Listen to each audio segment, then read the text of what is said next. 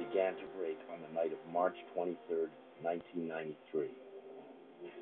The shoemakers and their collaborator, David Levy, decided to take some pictures of the sky despite persistent clouds. This was not a good night for observing, much less for making historic discoveries. 5, 4, 3, 2, 1. Open. I'm on. Okay, you're on. I could hardly see the star I was supposed to be following because Jupiter was so close that the glare of the big planet was swamping the eyepiece. 5, 7.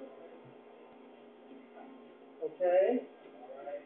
And plus 37, 59. Okay.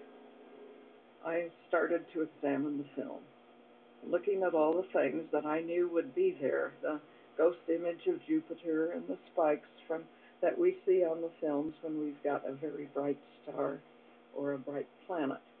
And then I started to go by something, and I thought, that's a galaxy? No, that's not a galaxy. And here was this most unusual looking object. And I thought, it looks like a comet. It looked like a comet, all right, except it was a comet that was stretched out. Our films don't have enough resolution to really see what the details are, because we're covering a big area of the sky, and so the comet sections are quite tiny. The team called their friend astronomer Jim Scotty, who was manning a more powerful telescope, and asked him to check their finding. He promised to call back as soon as his telescope could be repositioned.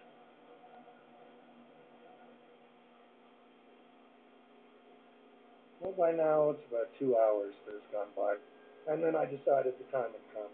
Jim had had enough time to take a look, and I called Jim Scotty, and he answered the phone in a voice that I had never heard before. And I said, Jim, are you okay? And he says, yes, David, the sound you heard is me trying to pick my jaw off the floor.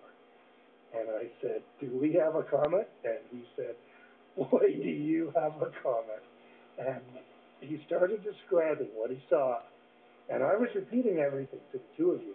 And every sentence, it had these 5 tails, at least 5 discrete nuclei, but he said, I think there's more. And meantime, that music, we had just had Beethoven's first